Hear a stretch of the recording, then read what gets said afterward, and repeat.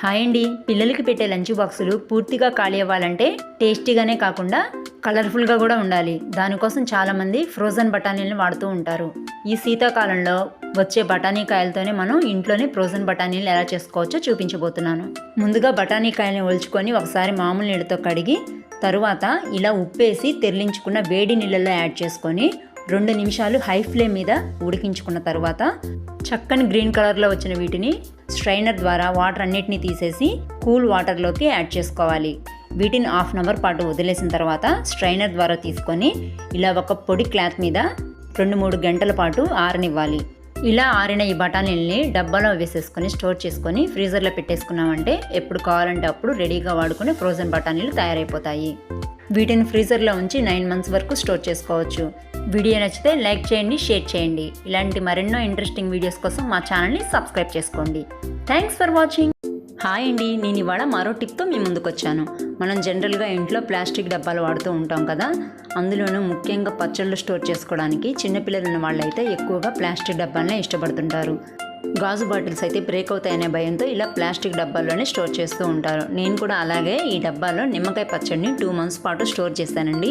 తర్వాత క్లీన్ చేసినా కానీ ఆ స్మెల్ అనేది పోవట్లేదు. అందుకే నేను ఇప్పుడు మనం ఇంట్లో రెగ్యులర్గా వాడుకునే యాలుక్కాయని యూజ్ చేసి ఆ పచ్చడి స్మెల్ అంతా పోగొడుతున్నాను. యాలుక్కాయని కొంచెం ప్రెస్ చేసి తొక్కతో సహా గింజలన్నీ దీంట్లో వేసుకొని మూత పెట్టి 2 డేస్ పాటు పక్కన ఉంచుకోవాలి. 2 డేస్ అయిన తర్వాత ఈ యాలుక్కాయని రిమూవ్ చేసుకొని ఒకసారి శుభ్రంగా క్లీన్ చేసుకున్నామంటే పచ్చడి స్మెల్ అంతా పోయి మనం ఏది కావాలంటే అది స్టోర్ చేసుకోవచ్చు.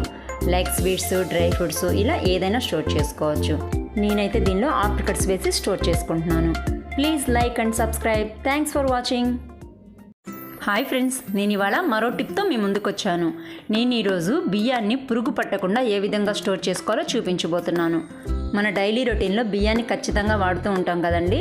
అలాంటప్పుడు వాటిని ఎక్కువగా స్టోర్ చేసుకోవాల్సి వస్తుంది కాబట్టి ఒక్కోసారి పురుగు వస్తుంది. అలా పురుగు రాకుండా ఉండాలంటే బియ్యం క్వాంటిటీకి తగినట్లుగా ఇలా మిరియాల్ని కలుపుకొని మూత పెట్టేసుకొని స్టోర్ చేసుకోవాలి. నేను 2 కేజీల బియ్యానికి 3 టేబుల్ స్పూన్స్ వరకు మిరియాల్ని వేసుకొని స్టోర్ చేసుకుంటున్నాను. ఇదే విధంగా మనం క్వాంటిటీకి తగినట్లుగా మిరియాల్ని యాడ్ చేసుకొని స్టోర్ చేసుకోవాలి.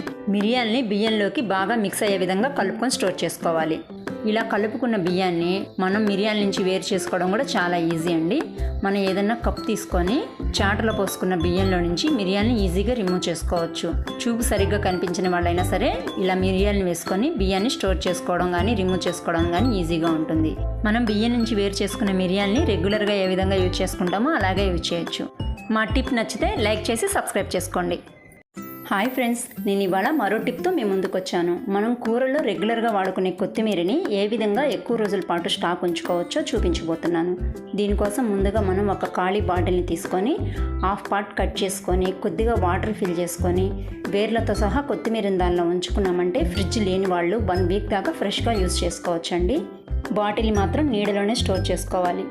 ఇదే విధంగా ఫ్రిడ్జ్ ఉన్నవాళ్ళు ఈ కొత్తిమీరని ఎక్కువ రోజులు స్టోర్ చేసుకోవాలంటే ఫస్ట్ ఈ వేర్లన్నీ రిమూవ్ చేసుకొని ఆకుని పొడిగా ఉంచి ఏదైనా ఒక డబ్బాలో స్టోర్ చేసుకోవాలి. కవర్లో స్టోర్ చేసుకున్నామంటే తడి తగిలి తొందరగా పాడైపోయింది. కాబట్టి ఒక డబ్బాలో న్యూస్ పేపర్ కానీ లేదంటే పిల్లల నోట్బుక్లో పేపర్లు కానీ ఈ విధంగా 2 పొరలు వచ్చేటట్టు చూసుకొని ఈ ఆకంతా దాంట్లో పెట్టుకొని మూతకు సరిపడా పేపర్ని 2 పొరలుగా కట్ చేసి పెట్టుకొని కరెక్ట్గా ఫిట్ అయ్యే విధంగా ఫోల్డ్ చేసి బాక్స్ మీద పెట్టి గట్టిగా ప్రెస్ చేయకుండా జస్ట్ అలా పెట్టి క్లోజ్ చేసేసుకొని స్టాక్ పెట్టుకోవచ్చు. Thanks for watching. హాయ్ అండి, నేను మీకు ఇవాళ ఒక టిప్ చూపించబోతున్నాను. మనం అందరం పచ్చి కొబ్బరితో ఎన్నో రెసిపీస్ చేస్తూ ఉంటాం, కానీ ఒక్కోసారి ఈ పచ్చి కొబ్బరిని పగలగొట్టుకోవడం చాలా కష్టమైపోతుంది. ఇది పగలగొట్టుకునే ప్రాసెస్లో చేతికి గాయాలు కూడా అవుతూ ఉంటాయి. అలాంటి సమస్యలు ఏమీ లేకుండా పచ్చి కొబ్బరిని షెల్ నుంచి ఈజీగా రిమూవ్ చేసుకునే టిప్ ఒకటి చూపించబోతున్నాను.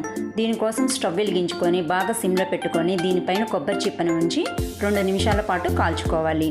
ఇలా కాలిన కొబ్బరి చిప్పని పట్టకార సహాయంతో మనం ఒక చల్లటి నీళ్లున్న గిన్నెలో వేసుకొని 10 నిమిషాలు ఆగిన తర్వాత ఆ నీళ్ళని పారబోసేసి కొబ్బరి చిప్పని చాకుతో రౌండ్గా షెల్ నుంచి వేరు చేసుకోవాలి. కొబ్బరి చిప్పకి షెల్కి మధ్య ఆల్రెడీ గ్యాప్ ఉంటుంది కాబట్టి మన చేతికి ఏం గాయాలు అవ్వకుండా సులభంగానే చాకు దూరిపోతుందండి.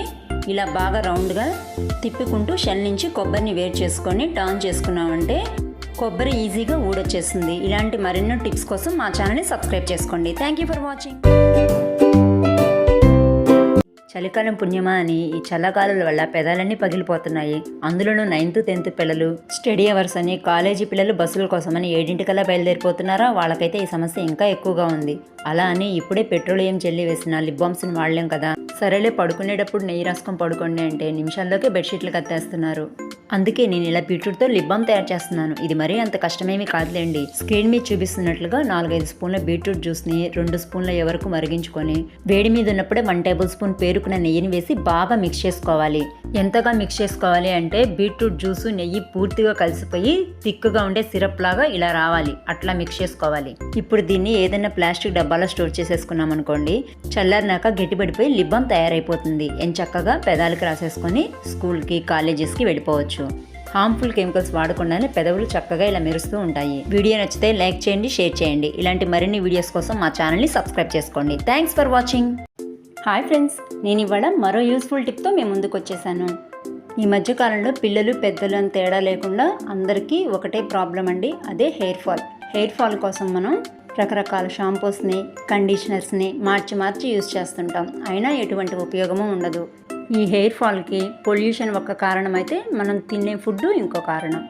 ఇంతకీ నేనేం చెప్పాలనుకుంటున్నాను, నేను చెప్పేదానికి ఈ గెంజి వార్చుకోవడానికి ఏం సంబంధం అనుకుంటున్నారా? సంబంధం ఉందండి.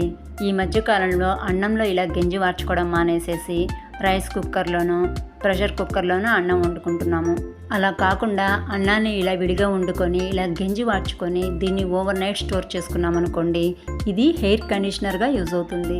దీనివల్ల హెయిర్ ఫాల్ చాలా తగ్గుతుంది. హెయిర్ కూడా బాగా సిల్కీగా, సాఫ్ట్గా వస్తుంది. వీడియో నచ్చిందా? అయితే లైక్ చేయండి, ఇంకా సబ్స్క్రైబ్ చేసుకోండి. Bye bye.